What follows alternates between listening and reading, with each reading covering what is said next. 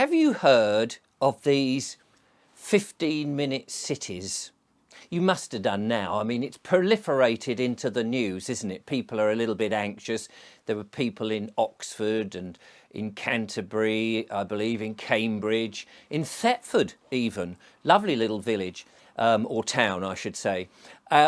Lovely place. But all these places, even Shrewsbury or Shrewsbury, depending on how you want to pronounce it, they've all got plans, as indeed where I live. There are plans to turn these places into these 15-minute cities or towns where everything will be within 15 minutes. I think some of the councils are calling them low traffic neighbourhoods, and that's how it's been described. Now, I don't know if you've heard of it, you'll know all about it, but wait, I've come up with another little solution. I keep thinking about this and thinking I just don't think it's very fair.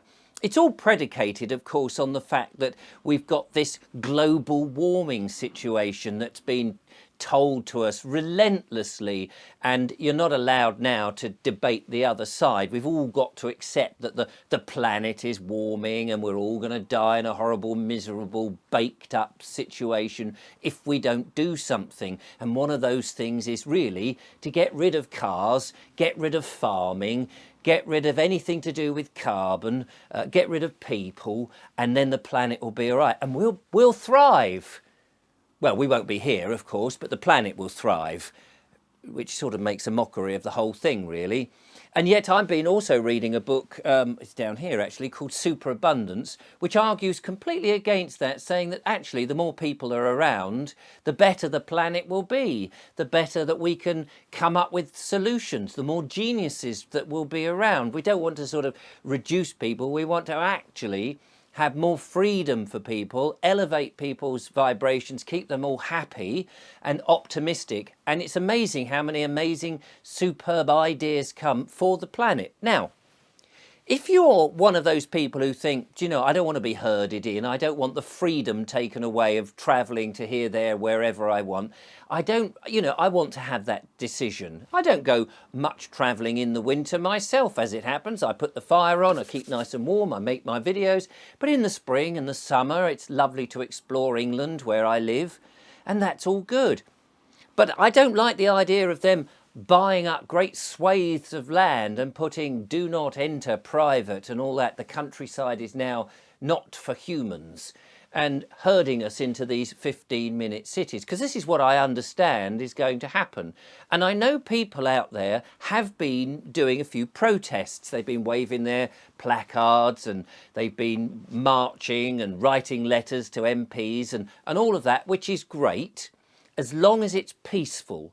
You see, one of the problems I feel is that the authorities would like to see people getting very angry, and would like to see scenes where people are very disagreeable, because it's almost a crisis then, and they like nothing better than having a resolve to that crisis, but usually with a lot of police or even the army, and saying, oh, there's a crisis, we're going to implement this. So I think any attitude, any response, any fight back to these ridiculous and Machiavellian ideas of keeping us hemmed in and locked down within the cities really need to be very cleverly thought out and peaceful and polite, and beat them at their own game. And to that end, I've been made aware of a couple of things that people might be interested in. After all, everywhere you go, we have our data being taken, don't we? Well, if you've got a 15-minute city and there are cameras recognising you, or indeed your number plate, or indeed perhaps it's just the surveillance you don't like, or you'll go into your supermarket and there's biometrics now wherever you buy something. Well, apparently you can ask for that data, and there are two places. I'll leave the links in the description. There's one thing called the Data Subject Access Request, and this is a legal thing. You can do it, anybody can do it. You can just go in and say, I understand that you've got data on me.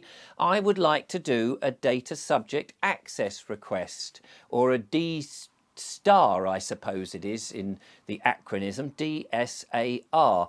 You can look it up online or have a look. I'll put the link in.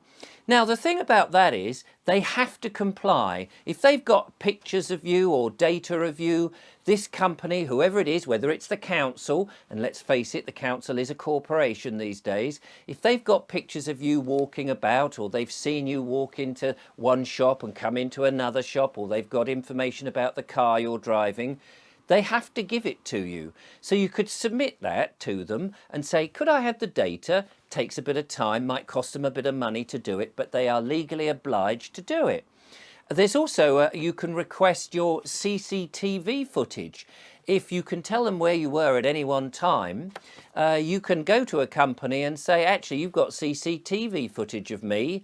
I would like to have it, please. Well, it's a bit of a bother for them, isn't it?